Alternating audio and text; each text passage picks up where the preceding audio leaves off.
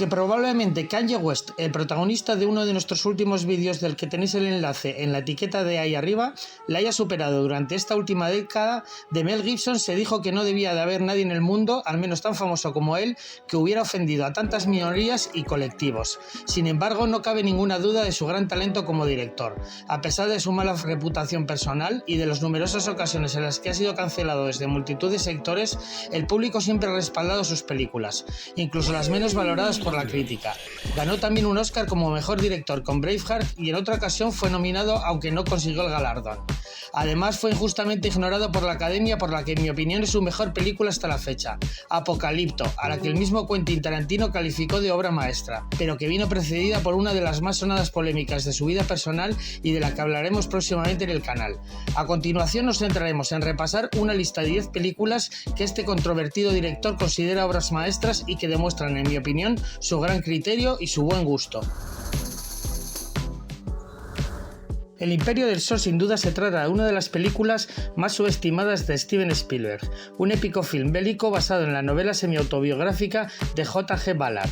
La protagoniza un Christian Bale que en ese momento se encontraba en plena infancia e interpreta a un niño inglés tratando de sobrevivir bajo la ocupación japonesa en China durante la Segunda Guerra Mundial.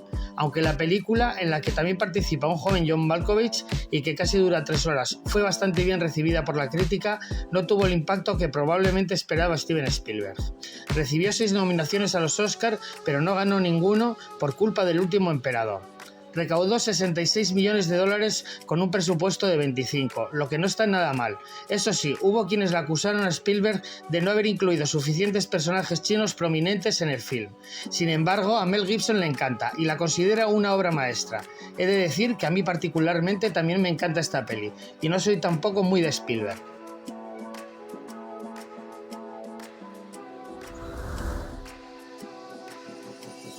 Orson Welles dijo una vez que si Howard Hawks era gran prosa, lo de John Ford era poesía. Y Centauros del Desierto es precisamente Ford en su forma más poética.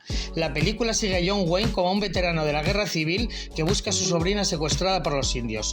Pero es mucho más que una misión de rescate, es un relato sobre la obsesión y los prejuicios.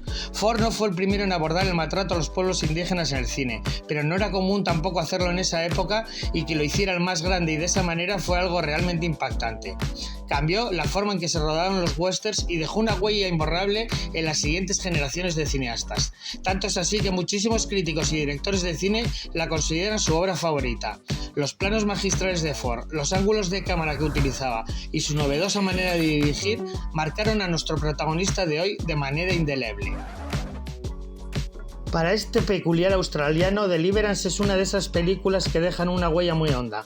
Un thriller de supervivencia dirigido por John Boorman sobre 4 empresarios de Atlanta que van a hacer piragüismo en los bosques apalaches. Pero lo que empieza como una aventura pronto se convierte en una lucha por la supervivencia con la naturaleza y unos lugareños aterradores como verdaderos antagonistas.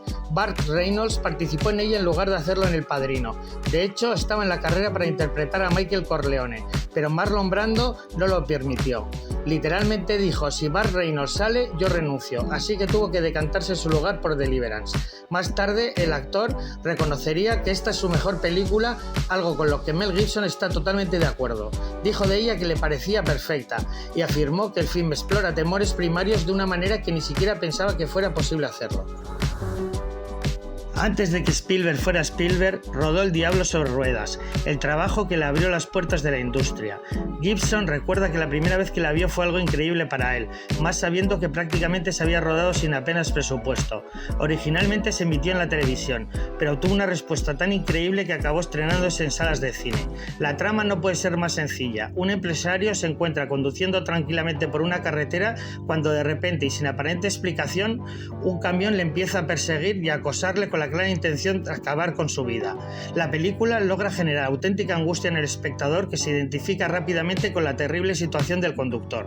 Spielberg admitiría más tarde que de alguna forma le sirvió de inspiración y referencia a la hora de crear uno de sus primeros grandes éxitos, Tiburón.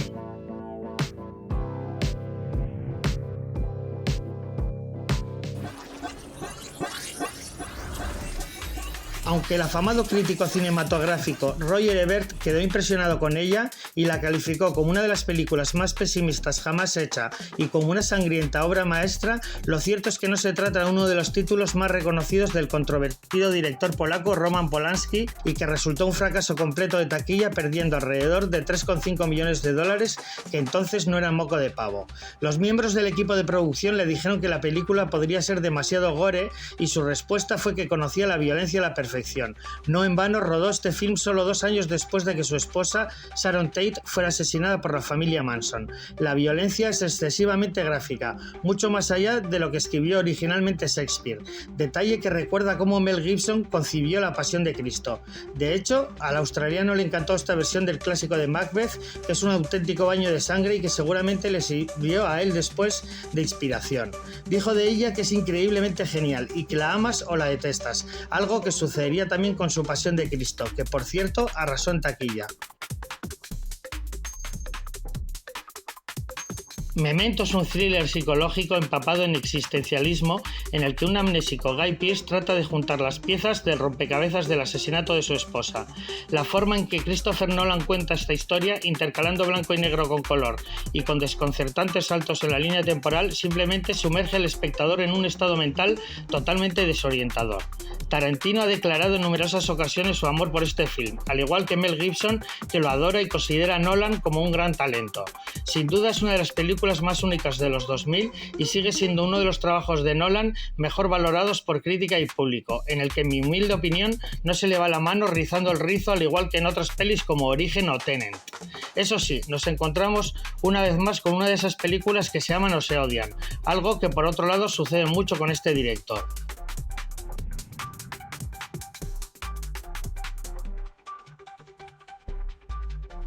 Grupo Salvaje redefinió la violencia en la pantalla, dejando muy impactada a la audiencia de su época. Fueron muy notorios los casos en que durante muchas de las proyecciones el público salía corriendo de las salas para mostrar su rechazo. Alguien incluso escribió una carta de protesta al Congreso. A Mel Gibson le gusta tanto Grupo Salvaje que trató de hacer un remake en 2018 que finalmente no consiguió sacar adelante. Su intención era realizar una película que hablara sobre últimas oportunidades y sobre tipos con vidas de violencia acumulada, en clara referencia a su propia trayectoria vital, e incluso se habló de que Will Smith sería el elegido para protagonizar una nueva versión, que de momento tampoco se ha llevado a cabo. Algunas películas es mejor dejarlas en paz y Grupo Salvaje es sin duda una de ellas. En mi caso, al igual que me pasa con otro de los títulos de este vídeo como Deliverance o El Cazador, es uno de los numerosos ejemplos de películas que adoro y que conozco gracias a la influencia de mi hermano.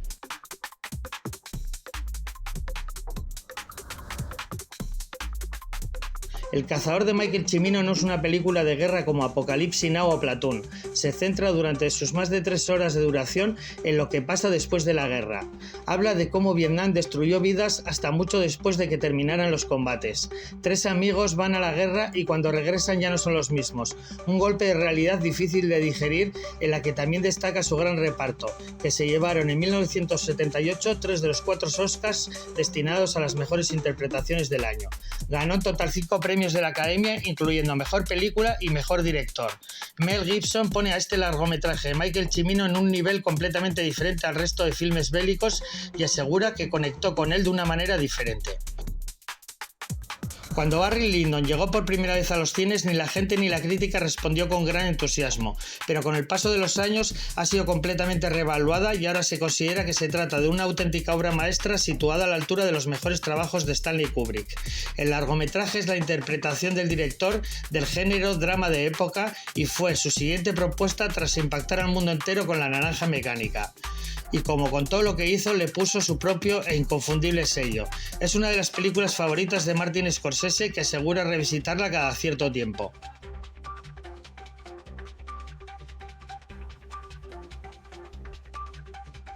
Mel Gibson quedó en su momento completamente hipnotizado con ella y dijo que tuvo que verla 3 veces solo para poder captar en su totalidad el mundo que Kubrick creó para La Naranja Mecánica. Aunque una vez más nos encontramos ante una de esas propuestas que la gente ama o odia, lo que nadie ha puesto en duda desde su estreno en 1971 es que supuso una auténtica revolución. Parte de la crítica la atacó con el argumento de que el film pretendía supuestamente oponerse al estado policial y al control mental forzado, pero que lo único que realmente conseguía era celebrar la vileza vida de su héroe Alex. Tarantino acusó a Kubrick de ser un hipócrita, diciendo que solo hizo la película por los primeros 20 minutos de extrema violencia, para admitir poco después que esos 20 minutos son absolutamente perfectos. A Mel Gibson le voló la cabeza y quedó fascinado por el atrevimiento de una propuesta perturbadora como pocas hasta la fecha.